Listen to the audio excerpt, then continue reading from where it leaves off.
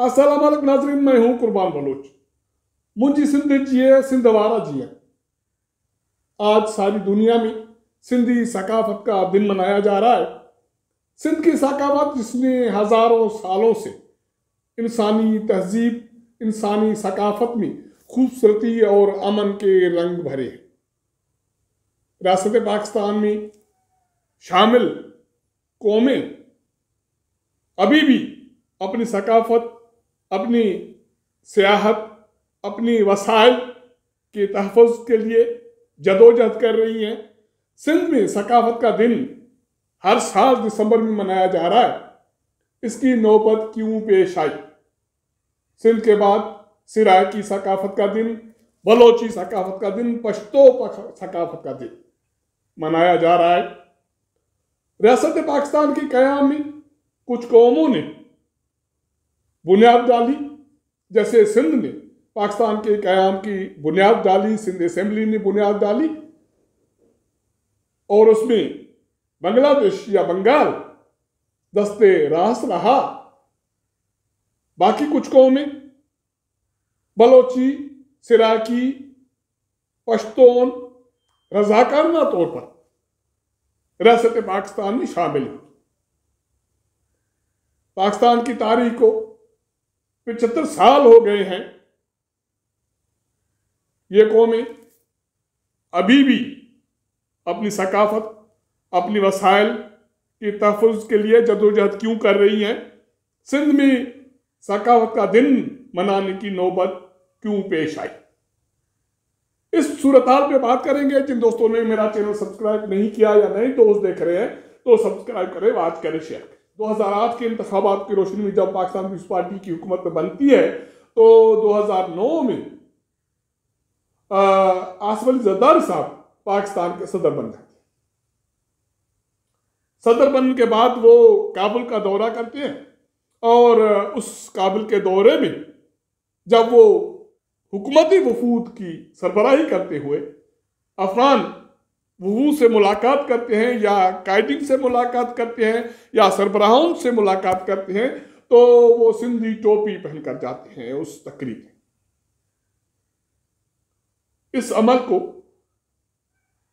बदकिस्मती से कुछ नामनिहाद कौमी मीडियाती इदारों ने, अफराद ने निशाना बनाया कि ये क्या बात है कि सदर पाकिस्तान है और सिंधी टोपी पहनकर वफद की क़यादत कर रहे हैं। इस अमल को सिंध में अच्छी निगाह से नहीं देखा गया। इस पर रद्दमल आ गया। कुछ सिंधी मीडिया, खास करके काविश ग्रुप के उस वक्त के सरबराह अली काजी ने इसके रद्दमल में सिंध के अंदर अजरक टोपी का दिन मनाया। उसके बाद ये दिन मुसलसल हर साल दिसंबर में सिंध में और दुनिया में जहां भी सिंधी बसते हैं वो मनाते आ रहे हैं। तो इस तरह 2009 से सिंधी सकाफत का दिन मनाने की बाज़ाब्ता तौर पर शुरुआत होती है। अब दुनिया में जहां भी सिंधी बसते हैं दिसंबर में तकरीबन पूरा माह ये दिन अजरक टोपी पहनकर, हो जमालो गाकर, मुंज सिंध जिए सिंधवारा जियन, मरसू मरसू सिंध न रसू के नारे की रोशनी में मनाते हैं। उसके बाद सिराकी झूमर लगाकर सिराकी सकाफत का दिन मनाते हैं और पश्तून कहते हैं कि मैं खैबर का जवान हूं और पश्तो मेरी शान है। बलोची अपनी सकाफत का दिन मनाते हैं। यह दिन अभी भी, या कौमों की सकाफत का दिन अभी भी हजम क्यों नहीं हो पा रहा? पाकिस्तान के क़याम में सिंध का जो किरदार रहा, तारीख गवाह है कि उसकी असेंबली ने बंगालियों के साथ मिलकर पाकिस्तान की क़याम का बुनियाद डाली और उसके बाद अपनी सरजमीन आने वाले लोगों के लिए खोल दी कि आओ, बस जाओ, हमारे भाई बन जाओ और इसको सरसब्ज बनाओ, इसको पुरअमन बनाओ, इसको खूबसूरत बनाओ। उसके बावजूद सिंध अभी भी पसमानदा क्यों है? बलोच अभी भी पसमानदा क्यों है? गरीब क्यों है? बेघर क्यों है? सराइकियों के पास अभी भी अपनी शनाख्त क्यों नहीं है? पश्तून अभी भी अपनी सर्वाइवल की जंग क्यों लड़ रहे हैं? वहां अमन क्यों नहीं है? ये बहुत सारे ऐसे सवालात हैं जो पाकिस्तान में बसने वाले कौमों के जहनों में लावे की तरह पक रही है। अब भी हर साल जब भी ये दिन मनाया जाता है तो सिंध में सैकड़ों हजारों नौजवानों के खिलाफ केसेस बनते हैं। अब हालिया दिनों में जब सिंध यूनिवर्सिटी जामशोर में यह दिन मनाया गया, नौजवानों ने सिर्फ एक नारा मारा कि मरसू मरसू सिंध न रिसू, मुझे सिंध जिए, सिंधवारा जियन। तो सैकड़ों कारकुनों और शागिर्दों के खिलाफ इंसाद दहशतगर्दी के केसेस बनते हैं। यही नौजवान जब इस्लामाबाद में इस्लामिक यूनिवर्सिटी में हो जमालो गाते हैं, मरसू मरसू सिंध न रिसू का नारा लगाते हैं, तो वो तशद्दुद का निशाना बनते हैं।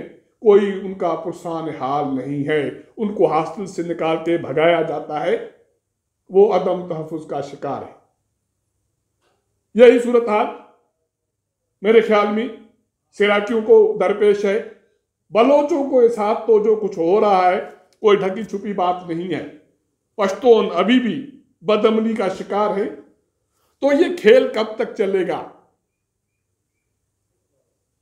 ये कौमें जिन्होंने मिलकर पाकिस्तान बनाया, उसको सरसब्ज बनाया, तरक्की दी, अपना खून पसीना दिया, और वो ये भी तस्लीम करने के लिए तैयार हैं कि हाँ, पाकिस्तानी हम एज अ कौम हैं, लेकिन हम तारीखी कौम भी हैं। हम तारीखी तौर पर सिंधी हैं, हम तारीखी तौर पर बलोच हैं, हम तारीखी तौर पर पश्तो हैं, हम तारीखी तौर पर पंजाबी हैं। तो इसमें खराबी क्या है? यही अमल है कि कौमों के हुकूक को, उनकी सकाफत को, उनकी शनाख्त को तस्लीम नहीं किया गया। तो पाकिस्तान के क़याम के बाद बांग्लादेश बन जाता है। पाकिस्तान की अलहदगी के बाद बंगाल महफूज है, तरक्की कर रहा है, पुरअमन है, वो किसी झगड़े फसाद का हिस्सा नहीं है। इसका मतलब है कि जब भी कौमों को अपनी शनाख्त दी जाए, उनके वसाइल दिए जाएं, तो कौमें पुरअमन रहकर तरक्की कर सकती हैं। तो पाकिस्तान में ऐसा क्यों नहीं? हजारों सालों से कायम इंडस वैली, सिंध वैली एक तरक्की याफ्ता खित्ता रहा। बलोचिस्तान सराइकी बेल्ट एक खूबसूरत तरक्की याफ्ता ज़राई तौर पर जरखेज इलाका अब गुर्बत का शिकार क्यों है? ये हमारे हुक्मरान, ये अशराफिया इन कौमों के हुकूक को, उनके इस कमजोरी को, गुर्बत को, पसमानदगी को एक्सप्लॉइट क्यों कर रही है? माजी बैद भी नहीं जाते, 2008 के बाद की बात करते हैं, सिंध में पाकिस्तान की उस पार्टी की हुकूमत बनती है।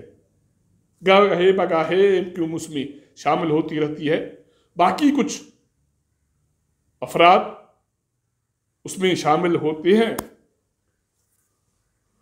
लेकिन बदकिस्मती से अब भी सिंध पसमानदा है, वहां गुर्बत है। पिछले सैलाब के बाद 3 से 4 माह गुजर गए हैं, लोग छतों से महरूम हैं, वहां सर्दी है, वहां मलेरिया है, दवाएं नहीं मिलती। सिंध में तालीम का कबाड़ा हो गया, सेहत का कबाड़ा हो गया, सूबे के वसाइल, जंगली वसाइल, आबी वसाइल एक्सप्लॉइट हुए, गलत इस्तेमाल हुए, तबाह बर्बाद हुए। हुक्मरान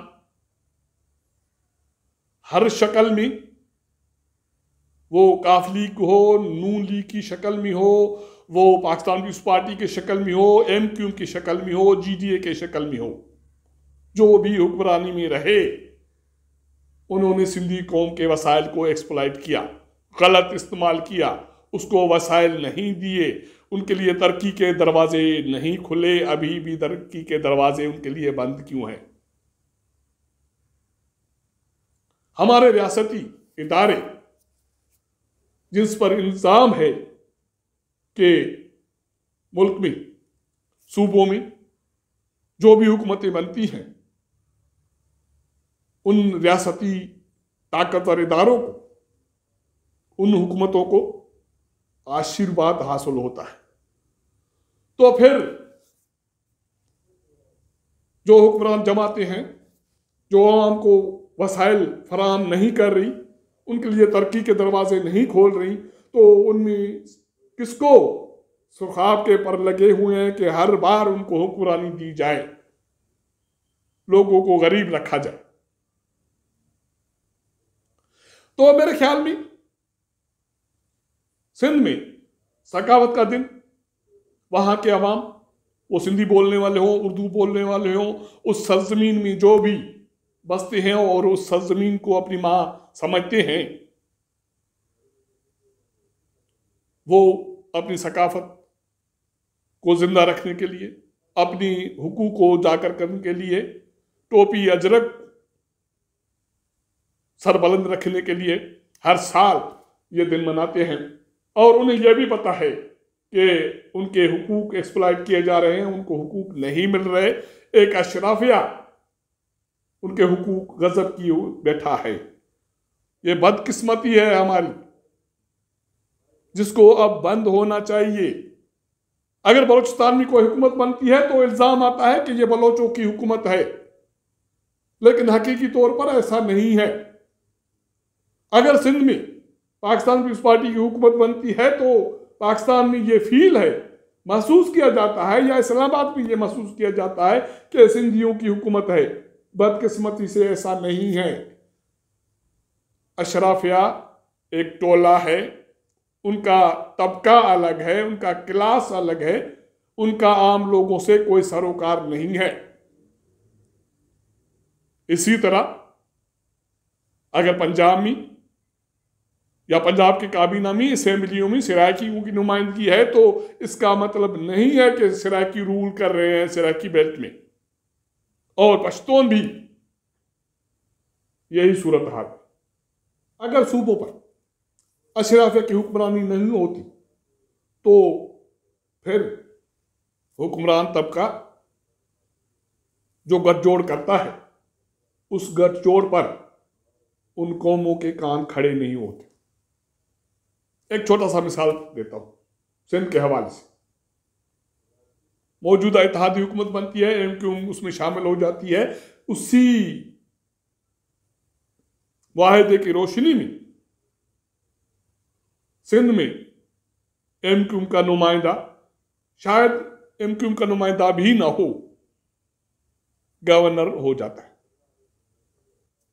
सेनेट में एक नशिस्त खाली होती है सिंध से, पाकिस्तान पीपल्स पार्टी अपना नुमाइंदा नामजद करती है, MQM उसके सामने अपना नुमाइंदा खड़ा कर देती है। पाकिस्तान पीपल्स पार्टी वाले उसके पास चले जाते हैं, MQM के पास, के भाई अपने लोगों को दस्तबरदार कराएं। तो फिर भी सिंध के लोगों कान खड़े हो जाते हैं, क्योंकि लोगों को पता है कि इस मुलाकात में, इस मुआहदे की रोशनी में फिर बंदर बांट होगी। गवर्नरशिप MQ का, और अब शायद मेयरशिप भी कराची का MQ के हवाले हो जाए। और यही गठजोड़ है जिसकी वजह से सिंध का अवाम डरा हुआ है, सहमा हुआ है। तो मेरे ख्याल में वक्त आ गया है कि हमारे रियासती इदारे होश के नाखून ने कौमों को हक हुक्मरानी दें, हक मिल्कियत दें, असासे इस्तेमाल करने का हक दें, उनकी सकाफत, तहजीब और तमन्द की तरक्की का हक दें, ताकि पाकिस्तान भी दुनिया के बाकी ममालिक की तरह तरक्की करे। जब कौमें तरक्की करेंगी तो मुल्क भी तरक्की करेगा, जैसे हालिया पाकिस्तान से जुदा होने वाले बांग्लादेश ने किया।